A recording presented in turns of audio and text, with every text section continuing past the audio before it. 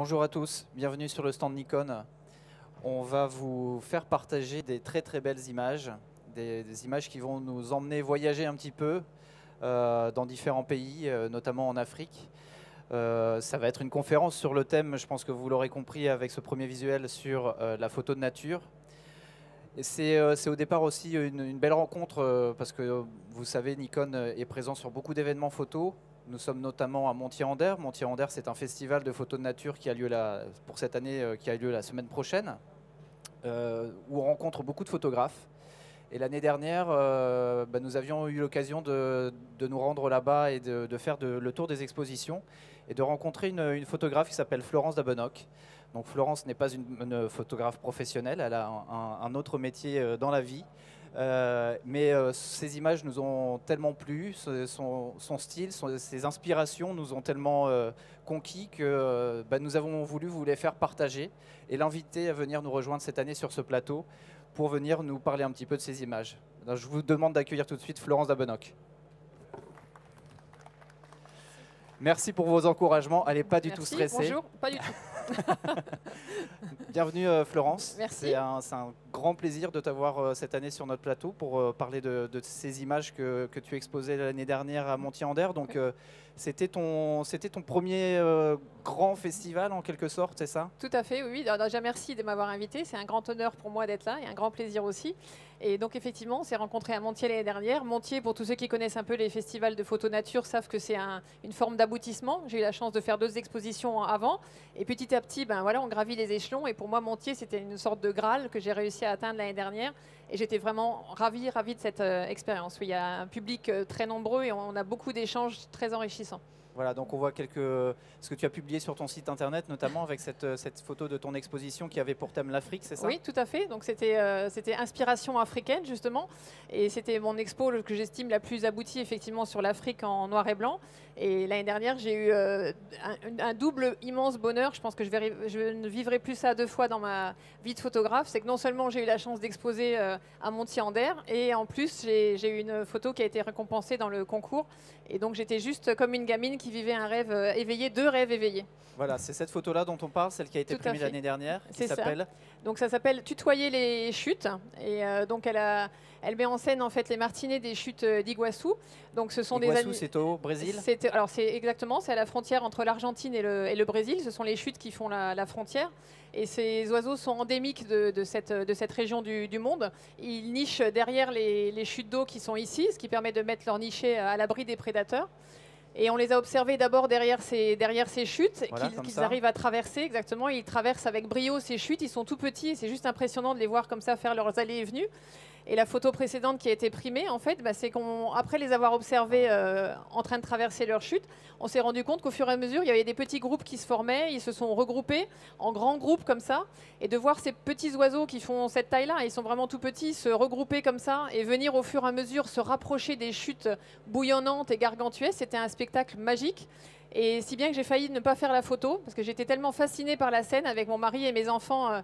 On observait ça vraiment médusé, on trouvait que c'était beau, on était remplis d'émotions, et j'avais mon boîtier à la main, et à un moment donné, je me suis dit, mais ça serait quand même bien de partager cette émotion et de prendre la photo. Donc en plus, j'ai failli ne pas la faire, cette image, parce que je profitais tellement de l'instant, en fait. Voilà. Et je suis ravie de l'avoir déclenchée. Oui, parce que c'est une image qui a gagné à Montier, mais elle a eu aussi d'autres prix depuis. Elle a aussi eu d'autres prix, oui, tout à fait, dans la catégorie noir et blanc aussi, dans un concours en Belgique. Donc elle m'a fait vivre elle a été finaliste aussi au Festival de l'Oiseau, donc elle m'a fait vivre beaucoup d'émotions sur place, en vivant l'instant, et après aussi au retour, et j'en suis ravie. Oui. Et donc au même titre qu'exposer dans un festival, un concours, c'est aussi une forme de reconnaissance. Et c'est quoi?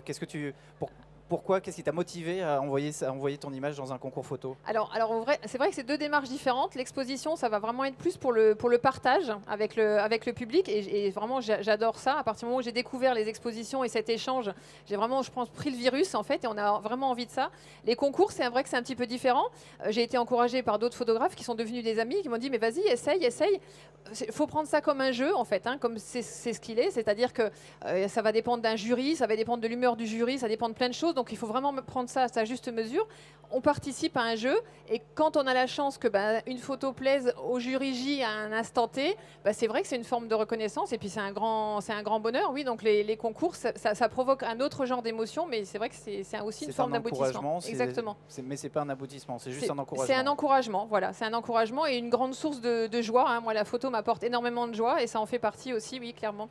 Alors, je ne voudrais pas te faire rougir, mais tu as encore d'autres images qui sont dans l'actualité des prix photo cette année. Oui, alors ça c'est tout récent, oui, et j'en suis particulièrement ravie parce que c'est vrai que les Martinets ont eu beaucoup de succès. Alors, je suis contente que ce soit une autre image et en plus qui me tient particulièrement à cœur, qui ait aussi eu du succès. Donc là, elle vient d'être finaliste, pour ceux qui connaissent, au concours allemand du GDT. Alors là j'avoue que c'est une autre forme d'aboutissement et un autre Graal, parce que pour moi, le concours du GDT, c'est un de ceux qui est le plus inspirant. Pour ceux qui connaissent un peu, voilà, c'est vraiment, il donne la priorité à la créativité dans l'image, en fait. Et ils essaient de voir la photo de nature différemment.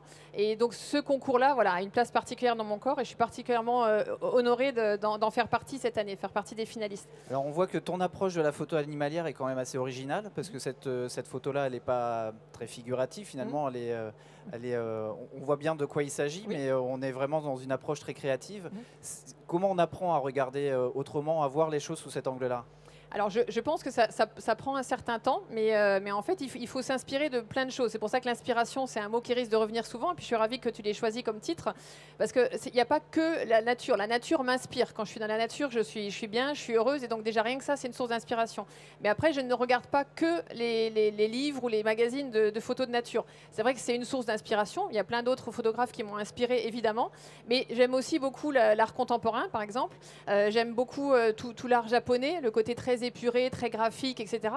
Et c'est en multipliant comme ça les sources d'inspiration et en ne restant pas que dans la photo de nature, je pense que cet ensemble-là fait un terreau favorable à la créativité. Et donc, c'est des sources d'inspiration différentes qui font qu'après, on fait soi-même des choses qui nous plaisent, qui nous font plaisir et qui, j'espère, aussi plaisent à d'autres.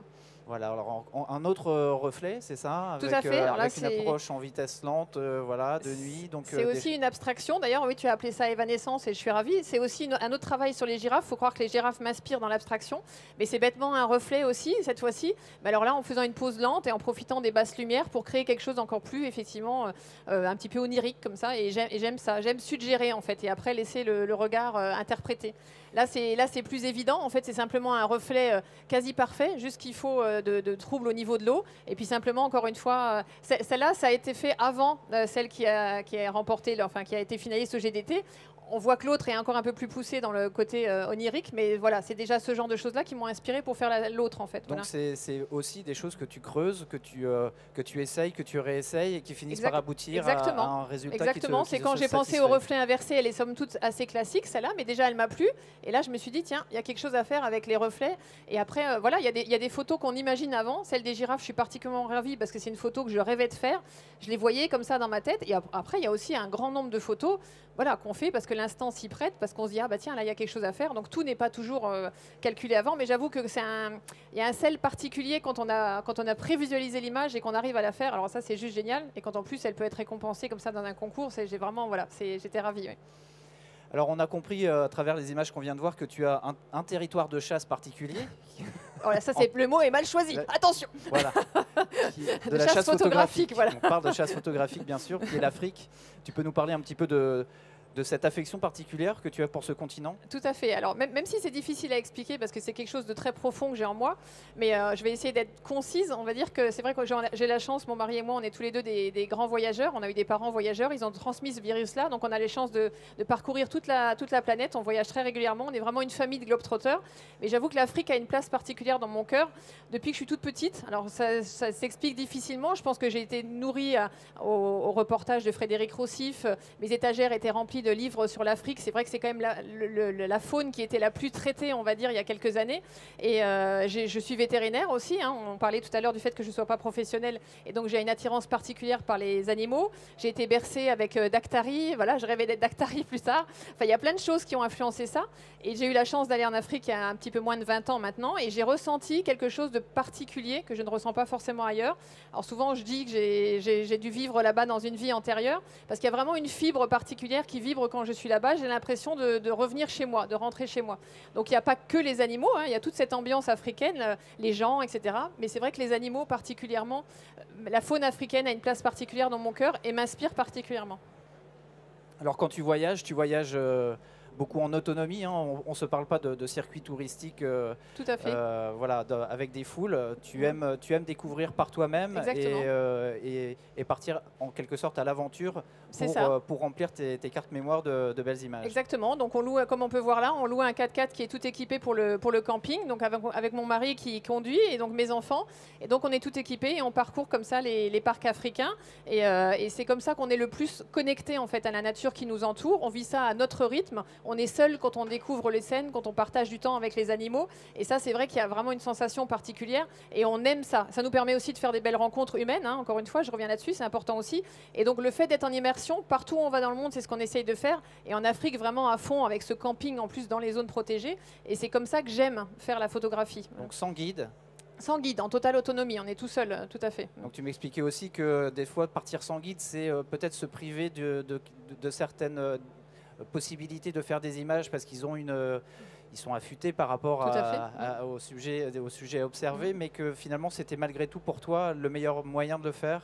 Pour moi, oui, parce que je parlais de cette immersion. Alors c'est vrai que même si maintenant on commence à avoir notre regard qui s'aiguise quand même et on repère de mieux en mieux les animaux, on est très fiers de nous, mais on n'arrivera jamais à la cheville par exemple des guides, des rangers locaux en fait, hein, qui sont tombés dedans quand ils étaient petits et qui repèrent juste des choses incroyables. Donc c'est sûr que si je faisais un voyage avec un guide et un ranger, on verrait beaucoup plus d'animaux, il saurait où nous emmener, il connaît le comportement des animaux, voilà, il saurait se placer exactement. Donc on rate des choses, c'est sûr, mais en même temps le fait de les découvrir soi-même et de vivre les choses intensément, juste nous quatre, et de passer le temps qu'on veut et d'avoir ce feeling-là, en fait, ça n'a pas d'équivalent. Donc tant pis, je vais mettre plus de temps à ramener des images, en l'occurrence, mais c'est pas ça le but essentiel. C'est vraiment de partager ça en famille et d'avoir des moments comme ça rien qu'à nous. Alors on voit effectivement que la famille tient une place importante dans ces voyages. Tout à fait, essentiel même, oui. Voilà, donc mes enfants, mais là, la photo est assez récente, c'était en Tanzanie l'année dernière, mais on les emmène comme ça barouder avec nous depuis qu'ils sont tout petits. Et ça, je pense que c'est une grande chance de pouvoir les éveiller à plein de choses. Alors l'Afrique, bien sûr, mais comme je disais, c'est aussi un éveil culturel. Et pour plein de choses, c'est très important dans notre éducation qu'on essaie de leur transmettre cette passion en fait pour le voyage, bien sûr, mais aussi pour les autres cultures, pour la nature, voilà, c'est vraiment un mode de vie, on va dire, qu'on essaie de transmettre. Donc la photographie s'ajoute au voyage, mais la première chose, c'est le voyage. La première des passions, c'est le voyage et le fait de partager en famille. Et la photographie, j'ai la chance d'avoir une passion qui peut venir se nourrir de ça, en fait. Alors tu parlais tout à l'heure de tes inspirations, ça c'est un extrait encore une fois de ta page web, du site internet, de ton site internet, avec quelques citations qui font partie de tes inspirations, notamment celle-ci: la beauté est une source inépuisable de joie pour celui qui sait la découvrir. Oui. Donc ça, c'est vraiment l'approche dont tu t'es fait, qui est la base de ton approche photographique. Tout à fait. C'est pour ça que je l'ai mise dans une couleur différente, parce que c'est peut-être celle qui me parle le plus. Et c'est un petit peu si je devais donner un exemple, c'est ce que je vous disais tout à l'heure à propos des martinets, c'est que finalement, c'est avant tout la beauté qui compte pour moi, l'émotion. Hein, ça va souvent ensemble. Quand on voit quelque chose de très beau, on ressent des émotions. Et cette photo des martinets, pour moi, c'est exactement ça. C'est que d'abord, ça m'a procuré une joie intense et un bonheur personnel. Le fait de partager en famille avec mon mari et mes enfants, et la photo est venue après. Et quand en plus on arrive à retransmettre l'émotion qu'on a eue ou une autre émotion, parce que les gens qui vont voir cette image n'ont pas vécu mon émotion, mais ils en auront peut-être une autre, et ben là on se dit qu'on a réussi, quoi. Voilà. Donc on parlait tout à l'heure de tes influences artistiques. Tu te nourris d'autres choses que de photographie, d'inspiration photographique. Il n'y a pas que la photographie dans tes inspirations. Tout à fait. C'est ce que je disais tout à l'heure. Je parlais, c'est peut-être celle-là qui va vous faire penser à ce que je disais tout à l'heure par rapport à l'art japonais. Alors, c'est pas du tout prétentieux. Hein, je serais bien incapable de faire ça en le peignant ou en le dessinant. Mais par contre, voilà, c'est vrai que comme c'est une source d'inspiration, les choses très graphiques, très épurées, même en décoration, hein, bêtement aussi. Tout à l'heure, j'ai pas pensé en parler, mais il y a aussi des fois des magazines de décoration qui peuvent m'inspirer dans un esprit comme ça très épuré. Donc vraiment, c'est une multitude de sources d'inspiration, et ça on va dire oui, voilà, c'est le côté très estampe un petit peu comme ça et très épuré qui m'a plu. Bon là c'est un peu plus classique, mais c'est vrai que c'est toujours très graphique, ces branches d'arbres morts avec juste l'oiseau en haut, donc voilà, mais ça c'est ce que j'aime faire entre autres. Oui. Mais c'est ça qui permet justement, et typiquement par rapport à cette prise de vue, d'élargir un petit peu le regard, de voir un peu plus large que simplement l'animal ou. Tout à fait. Oui, ça c'est voilà. vrai que ça, je pense qu'on est de plus en plus à le faire en photo animalière. C'est de moins en moins se focaliser sur le sujet. Ça va plus être de la photo naturaliste. Il y a des très très belles images naturalistes. Hein. Je ne suis pas du tout en train de dénigrer, mais c'est une autre démarche. Là, le but c'est pas forcément de montrer l'animal au plus près, mais plus de le montrer dans son contexte. Et si en plus ça peut être le plus esthétique possible, ben, c'est ce que j'aime faire en fait. Alors on voit que tu varies aussi beaucoup les techniques photographiques avec cette écriture en contre-jour. Alors ça, oui, j'aime beaucoup les contre-jours. Bah, ça revient à ce qu'on disait, le côté graphique, en fait, les contre-jours le permettent. Donc c'est de l'émotion. Je reviens parce que là, l'éléphanto qui jouait avec son bâton, par exemple, on était là à l'observer pendant un moment. C'était vraiment intéressant aussi au niveau comportement. Et si en plus on peut essayer d'en faire quelque chose d'un petit peu graphique, là aussi, il y a souvent ça interroge parce que les gens ne comprennent pas tout de suite ce que c'est. Après, ils repèrent la trompe, du coup, ils viennent repérer les pattes, etc. Et on comprend. Et j'aime bien que les images fassent réfléchir, en fait, et ne soient pas forcément lisibles au premier regard. Voilà, qu'il y ait des niveaux de lecture différents. Bon, celle-ci, elle est plus lisible au premier regard, mais ça reste toujours une girafe est déjà graphique par définition, et en plus avec ses petits pique-bœufs bien répartis. Alors c'est plus classique ça comme image, mais j'aime ça quand même. La question que j'ai moi pour toi sur cette image, c'est ce que tu as vu dans ton viseur ou c'est une interprétation de... Alors celle-ci, ça va être plus ce que j'ai vu dans mon viseur en fait. Comme je disais, il y a certaines photos que je visualise avant et d'autres que je redécouvre après. Celle-ci, comme c'était vraiment au soleil couchant, que j'avais la chance qu'il n'y ait pas d'arbres derrière, que ce soit très dénudé, bon, voilà, tout de suite j'ai vu, parce que je l'ai déjà vu comme ça, en contre-jour et tout ça, donc là j'ai pas eu grand chose à faire, donc celle-ci je l'ai prévisualisée, voilà. Mais c'est une photo que tu as prise, que tu prends directement en noir et blanc? Alors je prends jamais en noir et blanc, puisque comme je prends toutes mes images en RAW, le post-traitement après, les possibilités sont infinies, donc je vais post-traiter après en noir et blanc. D'accord, donc il s'agit bien d'une interprétation par rapport à une image Dans qui au départ oui, était en couleur, qui était peut-être moins contrastée. C'est vrai. C'est toi qui en as fait cette image hyper graphique et, voilà. et quasiment en noir et blanc et uniquement en noir. C'est vrai que, alors du coup, je me dis que dans ma tête, j'ai déjà dû l'avoir en noir et blanc parce que je disais que j'avais pas interprété, donc c'est possible, j'avais déjà anticipé en fait. Ouais. Donc oui, tu sais en tout cas quand tu fais la prise de vue, ce que tu veux en faire déjà une fois que tu as, ça dépend des images. Que tu as déclenché. Ça dépend des images. En fait, il y a des images. Bah là, tout de suite, en voyant la scène, voilà, j'ai tout de suite vu qu'il y avait vraiment quelque chose qui se passait. Là aussi, beaucoup d'émotions. Et j'ai attendu un bon moment avant que le léopard se mette comme il faut. Mais déjà rien que de l'avoir se déplacer sur cette crête là, c'était juste magnifique. Et en plus là, après, il faut aussi de la chance. Il faut aussi en parler. Il y a des choses qu'on aime voir et qu'on voudrait interpréter et mettre en image. Mais là, voilà, elle a juste pris la pose à l'endroit où il fallait. Il y avait juste le bon buisson parce que le même buisson, si ça avait été un feuillu, ça aurait pas du tout donné le même aspect. Donc après, il y a toujours aussi la chance. Il faut voir les choses, mais il faut aussi, il y a plein de photos que je rate parce que j'aimerais bien que ça se passe comme ça et ça se passe pas comme je veux en fait. Donc, et ce choix du format carré? Alors ça, j'aime beaucoup le format carré. Ça se prête pas pour en fait, mais bon, là on se rend moins compte parce qu'il y a des bords noirs à droite et à gauche. Mais il y a des photos pour lesquelles le format carré se prête vraiment bien. Et alors il peut y avoir des portraits, mais pas que, la preuve. Donc c'est vrai que en expo, par exemple, j'aime bien alterner des formats différents et le format carré, je me rends compte qu'il vient de plus en plus souvent.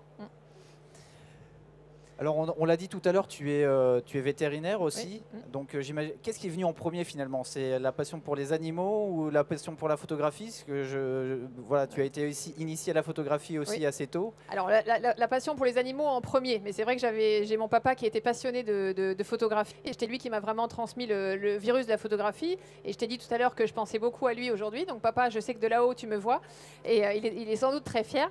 Et effectivement, donc il m'a transmis ce virus de la photographie. Je m'en suis pas forcément rendu compte quand j'étais petite, mais je pense que je me suis beaucoup imprégnée de le voir prendre des photos, de voir prendre son temps pour faire des photos.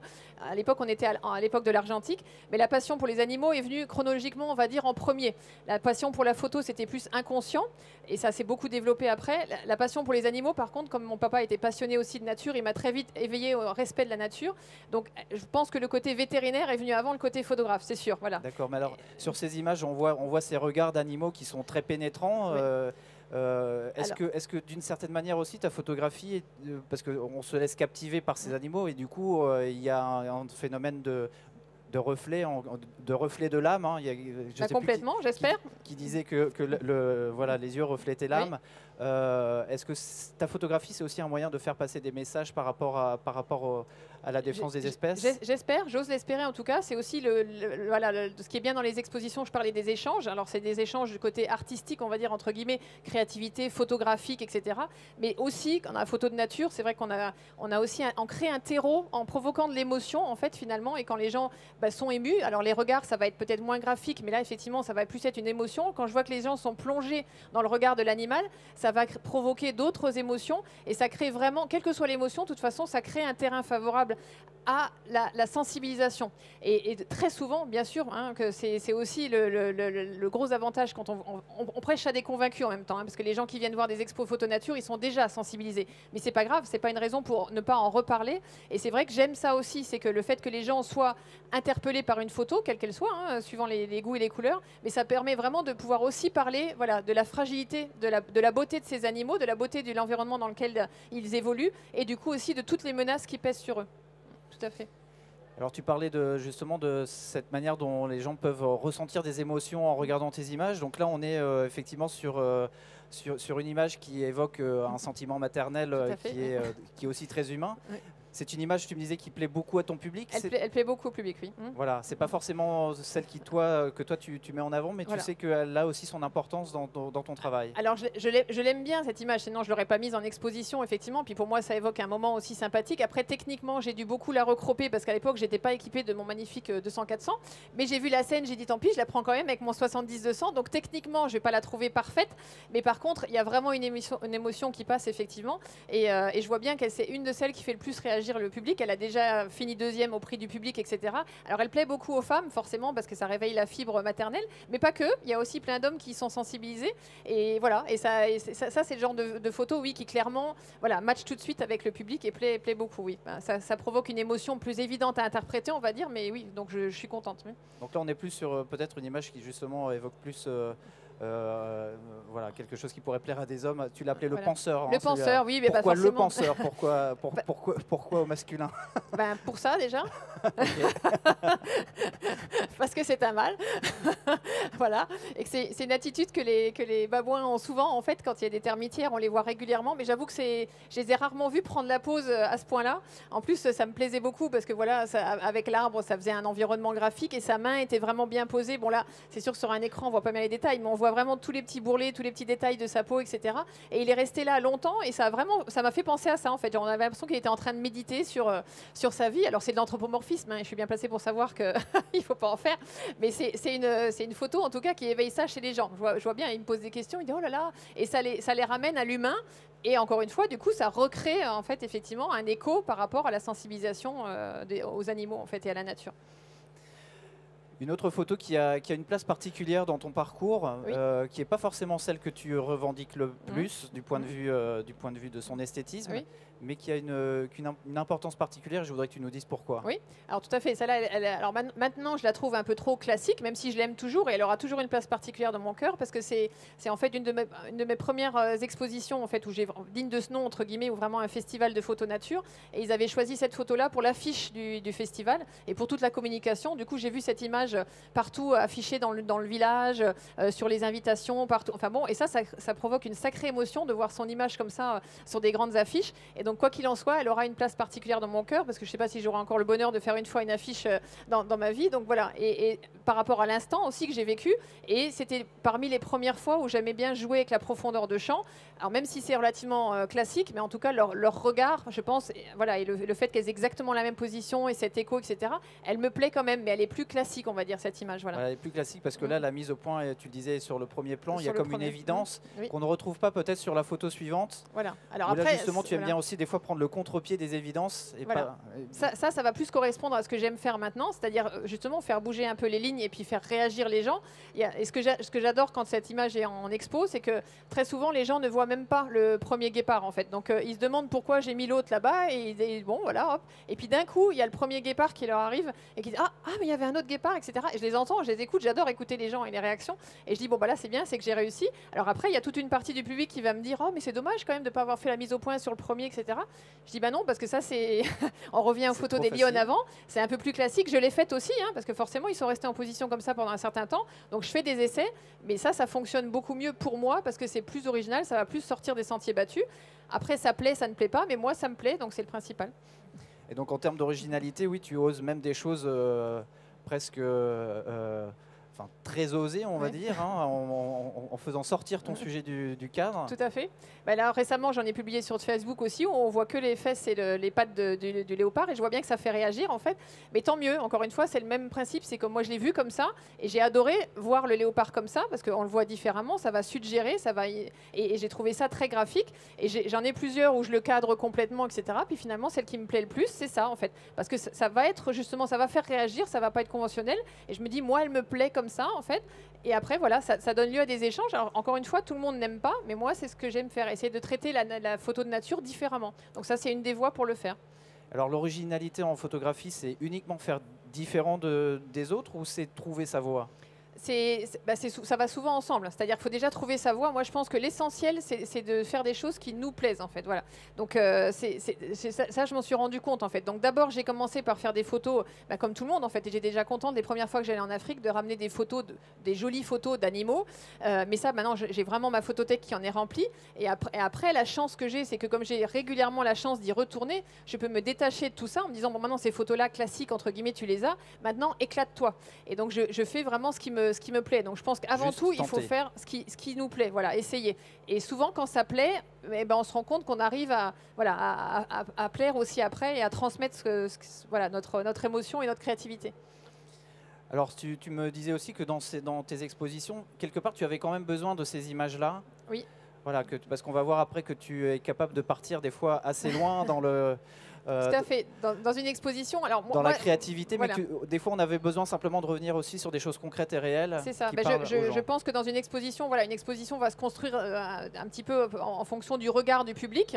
Et c'est vrai que je pense que si je partais que dans les choses que j'aime vraiment, c'est-à-dire que dans l'abstraction, le graphisme, la créativité, de temps en temps le regard serait perdu parce que les gens n'arrivent pas toujours à interpréter. Comme je disais, souvent les photos sont pas lisibles forcément à la première lecture. Donc le fait de temps en temps d'intégrer des photos comme ça plus classiques.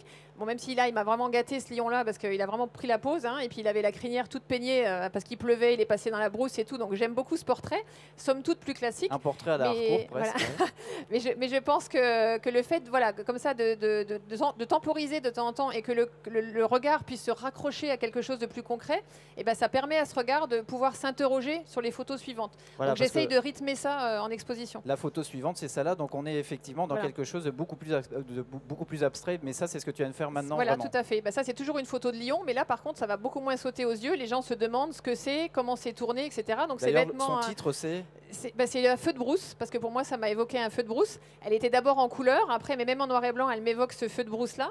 Et voilà, l'oreille du lion est là. Il est simplement couché sur le dos. Et maintenant, c'est vraiment ce que j'aime faire, c'est m'amuser avec l'abstraction, le graphisme. Mais ça, c'est pas forcément lisible au premier regard. Voilà, avoir aussi des approches qui sont presque sculpturales dans le graphisme de l'image. Tout à fait, c'est comme ça qu'elle s'appelle. D'ailleurs, corne sculpturale, là aussi, c'est une corne de buffle. J'ai toujours trouvé ça très très beau. Il y en a qui sont plus ou moins structurés. Hein. Les jeunes buffles ont encore des cornes très lisses. Après, au fur et à mesure, ça se structure. Et celle-là était... Bon, j'ai eu la chance avec l'éclairage, etc. Mais ça m'a vraiment évoqué ça. Vraiment le côté sculptural en fait, et j'aime beaucoup encore une fois le côté graphique, mais là aussi ça interpelle. Il y a des gens qui n'aiment pas parce qu'ils ne voient pas l'animal, et d'autres par contre qui adorent, qui disent ça c'est une façon différente de voir un buffle en fait. Bon ça fait réagir. Une façon différente aussi de voir les éléphants. Voilà, c'est dans le même esprit, le côté travailler et sur le côté sculptural aussi un petit peu, et sur la texture, et faire un cadrage de telle façon qu'il y ait quand même quelques éléments qui permettent de se raccrocher. Voilà, on voit bien que c'est des défenses, donc ça resitue en fait l'animal, mais après tout le reste, à la limite, c'est une forêt pachydermique, hein, je l'ai appelée comme ça, en fait, et c'est ce que j'aime faire. On dirait presque qu'il y a un coup de flash sur cette image, ou c'est juste un travail sur le contraste. Alors ça, c'est une image qui est prise comme plusieurs, en fait, qu'on va voir là, à un point d'eau qui est éclairé la nuit à Okokwejo en Namibie, à Etosha, hein, c'est le parc naturel d'Etosha, et à Okokwejo, il y a un point d'eau qui est éclairé la nuit, comme ça, et donc c'est un énorme spot qui vient éclairer l'endroit où les animaux viennent boire, le soir, la nuit, et là, c'est vrai que ça permet, alors pas de flash, hein, parce que ça dérangerait les animaux. J'utilise jamais de flash, même de nuit. De toute façon, on n'a pas le droit de circuler dans les parcs. Donc là, c'est vraiment un endroit particulier. J'adore à cet endroit-là. Et ça permet, avec les basses lumières, de pouvoir faire ce genre d'image. Donc voilà, par exemple, là, on avait une chance folle d'avoir. Ce sont des rhinocéros noirs en plus, hein, qui sont en voie de disparition. Et ce soir-là, on en a eu 6 en tout qui sont venus. Bon, là, on en voit 4. Et donc, c'est grâce à ce spot que j'ai pu prendre les photos. Donc, c'est peut-être là que je vais expliquer. l'intérêt d'avoir un super bon matériel. On peut en parler ou pas? Voilà, oui, on peut en parler. C'est qu'en fait, juste pour expliquer voilà, rapidement, c'est que ce point d'eau, donc c'est un endroit où il y a le point d'eau qui est environ à 40 ou 50 mètres d'une terrasse qui est aménagée près d'un lodge. Donc on peut aller au niveau de cette terrasse. Évidemment, il y a un grillage, on est séparé des animaux, il faut être silencieux, enfin voilà. Et au départ, donc comme c'est très connu, on était quoi, 40 ou 50 personnes et on vient tous assister au coucher du soleil, qui est déjà magnifique à cet endroit-là. Les animaux arrivent, ils viennent boire, voilà. Et au départ, donc 30 ou 40, tout le monde prend des photos. Une fois que le soleil se couche, on n'est plus qu'une trentaine, 20, 25, parce qu'en fait, les appareils photos ne suivent plus forcément, parce que le soleil est en train de se coucher. Une fois le soleil couché, on a encore la luminosité, et là, on n'est plus que 10, 15 en fait. Après, le soleil se couche complètement, on n'a plus que le spot en fait. Et là, on n'était plus que 3 ou 4. Et quand il y a vraiment zéro lumière et qu'il n'y a plus que le spot, j'étais la dernière avec mon D3S et mon trépied parce que tous les autres avaient jeté l'éponge. Donc c'est vrai qu'avoir du bon matériel avec des hautes sensibilités, moi, c'est ce qui compte le plus pour moi. Donc je suis amoureuse de mon D3S. Ça permet de faire ce genre d'image, alors qu'après, tous les autres jettent l'éponge. Mais une chose aussi que je voulais dire, c'est que le matériel, c'est une chose, mais j'ai trouvé ça vraiment dommage que les gens qui estimaient que leur matériel ne suivait plus, ce qui est sans doute vrai, du coup, rentraient chez eux, allaient passer leur nuit, alors qu'ils étaient juste à un endroit magique. Et moi, pourquoi j'ai vécu cette scène-là avec mon mari et mes enfants, et la scène suivante, c'est parce que je suis restée OK pour prendre mes photos, mais quand bien même mon appareil aurait jeté l'éponge, ce qui n'a pas été le cas, on serait resté. Parce qu'on est quand même avant tout là pour vivre des choses juste hors du commun, et avoir la chance d'avoir un rhino noir, je ne l'ai jamais vu avant, je ne l'ai plus jamais vu après, un rhino noir qui vient comme ça s'enfoncer dans l'eau pour boire, j'avais jamais vu ça. Quand bien même j'aurais pas pris la photo, bon, je suis ravie de l'avoir prise, hein, mais l'instant à vivre était juste magique. Donc voilà, donc la technique c'est bien, mais ce qui est dommage c'est que les gens souvent oublient de vivre déjà l'instant avant de penser à faire la photo. Voilà, petite parenthèse, mais qui était importante pour moi. Remettre les points sur les i. Voilà. Alors encore de l'abstraction avec une recherche plus sur de la matière, sur cette peau d'éléphant toute craquelée. Voilà, alors ça souvent ça fait rire les gens, tant mieux, on essaie d'alterner les émotions parce qu'ils cherchent ce que c'est. Alors des fois il y en a qui arrivent à quand même confondre ça avec la trompe, donc là je m'inquiète un petit peu, mais en général ils voient quand même que c'est les fesses. Et voilà, c'est tout bête en fait, hein. Et puis bon, depuis ça s'est fait, mais j'aime bien jouer sur les textures en fait. Et là on avait un petit éléphanto qui était juste à côté de sa maman, et c'est vrai que le noir et blanc, alors je fais pas beaucoup de post-traitement, mais en faisant juste un petit peu, en fait, permet vraiment de faire ressortir les petites scarifications qui sont dues tout simplement au branchage, hein, qui passe sur les oreilles. Et j'ai vu ça, et le noir et blanc permet de faire ressortir ça. Et donc là, voilà, j'aime beaucoup jouer avec ces textures et ça aussi. Oui. Et un peu avec le contraste quand même. Aussi, tout à fait. Ah bah, voilà. Il faut bien sûr, hein, en couleur, on les voit, les scarifications, mais là, le noir et blanc, et en jouant un petit peu effectivement avec les contrastes, bien sûr, hein, c'est aussi ce que permet le post-traitement. Ça va permettre de faire ressortir ça. Il y a toujours une part d'interprétation, hein, on est bien d'accord. Hein.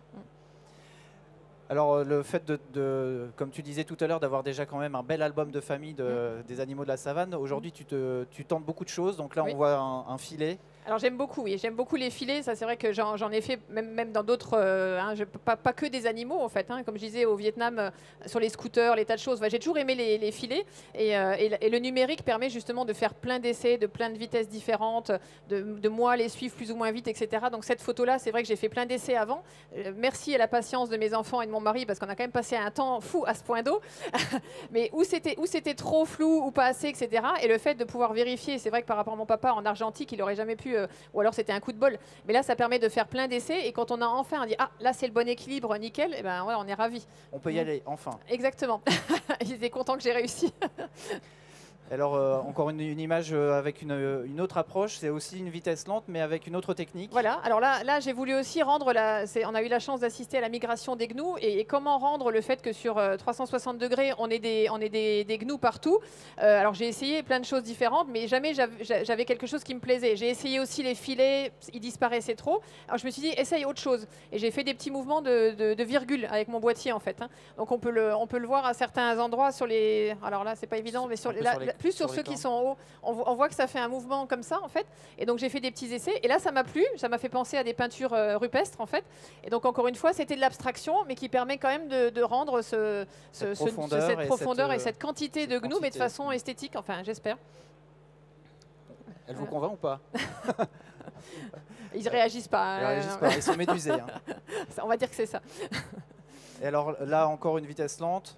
sur des éléphants qui sont pourtant pas des animaux très rapides. Non, mais alors là, c'est pareil, c'est au fameux point d'eau. Hein, on a eu la chance de rester trois soirées de suite, et donc j'ai pu m'éclater vraiment à ce point d'eau-là, faire plein d'essais différents. Et là, ça m'a beaucoup plu, pareil, d'essayer de suivre le mouvement. Il y en a un qui en a chargé un autre. Hein. Bon, c'était un jeu, il n'y avait rien de dangereux, mais j'en ai fait plein de ratés. Hein. Ça, c'est sûr que heureusement qu'on a les cartes numériques et pas l'argentique, parce que ça permet de faire plein d'essais. Mais le fait de faire des essais, moi, ça m'éclate. Hein. C'est vraiment là-dedans que je m'amuse, en fait. Et de temps en temps, sur les essais, on se dit, ah, tiens, ça a bien marché. Et bon, celle-ci, je l'aime bien, voilà, parce qu'on est encore une fois dans quelque chose d'un peu abstrait et pictural, en fait. Et il y a des fois, tu obtiens des résultats aussi de manière complètement Ah oui, des fois, c'est la surprise. Parce que quand j'ai vu cette photo-là la première fois, j'ai posé la question à Florent, je lui ai dit, mais t'as utilisé un flash en mode stroboscope pour faire ça ou pas? Elle a dit, mais je sais même pas comment j'ai fait. Non, en fait, ça, c'est toujours au point d'eau. Voilà, on est toujours au même point d'eau éclairé, hein, on le reconnaît. Et en fait, j'ai fait une pose lente et un filet en même temps. Par contre, je n'ai pas compris cet effet triple, en fait. L'effet double, ça m'est déjà arrivé parce que je pense que c'est au moment où je déclenche et au moment où, voilà, où l'obturateur se referme, c'est normal. Là, il y a eu un effet triple. Sincèrement, je n'ai pas réussi à le refaire. J'ai fait plein d'essais avec cet éléphant-là, etc. Alors, il y a des fois, ça s'explique pas, puis à la limite c'est pas grave. Voilà, je sais qu'il y en a qui vont être très pointus sur la technique, moi c'est pas mon truc, la technique doit me servir, mais c'est pas ça qui compte le plus pour moi. C'est bien aussi de garder une part de magie. Avant il y avait Exactement, le laboratoire noir voilà, et blanc, tout à fait. les secrets de la chambre noire. Aujourd'hui finalement c'est bien aussi que dans le numérique il reste aussi une petite part de mystère. Exactement, et puis c'est un jeu, voilà, faut faire des essais, des fois ça marche, il y a beaucoup de déchets comme je disais, mais quand j'ai ce résultat là, après je suis content, je dis bah t'as bien fait de tenter, voilà. Et on va conclure avec une image que tu affectionnes particulièrement. Oui.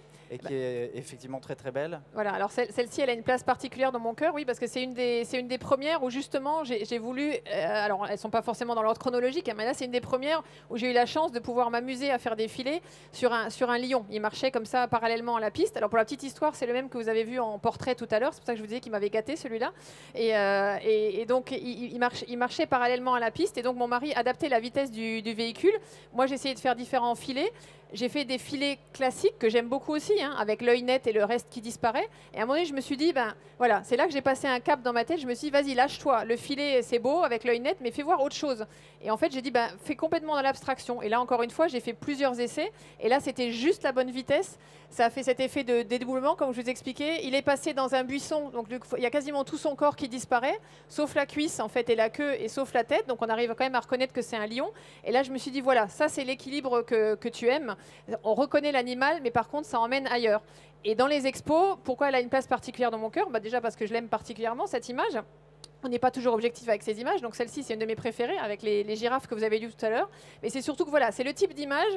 Il y a des gens qui passent devant, qui ne regardent même pas, parce que eux, ce qu'ils veulent voir, c'est le portrait du lion. Donc ils sont contents parce qu'ils voient le portrait du lion. Et là, ils vont s'arrêter devant. Oh là là, il est magnifique. Moi, je le trouve beau, mais un peu classique. Donc voilà, il y en a certains qui n'aiment pas. Et alors par contre, quand ils vont aimer, alors là, ils vont être scotchés devant et ils vont adorer. Et c'est ça que j'aime. Voilà, c'est pour ça que je voulais finir là-dessus. C'est que des photos qui plaisent à tout le monde, c'est très bien. Mais moi, je préfère qu'une photo ne plaise pas du tout. Mais par contre, quand elle plaît, les gens adorent et disent ah bah ça c'est autre chose. Voilà. Et là j'ai gagné et là je suis ravie parce que c'est ça que je veux faire en fait, autre chose. Voilà. Donc le contraste, il n'est pas uniquement dans tes images noir et blanc et dans la manière dont tu traites le noir et blanc, il est aussi dans ce que tu cherches à susciter comme réaction face aux images. Exactement, voilà. J'aime pas le tiède en fait. J'aime le froid et le très chaud et voilà. Merci beaucoup. Ah bah c'est gentil, merci. Merci et bonne journée à tous.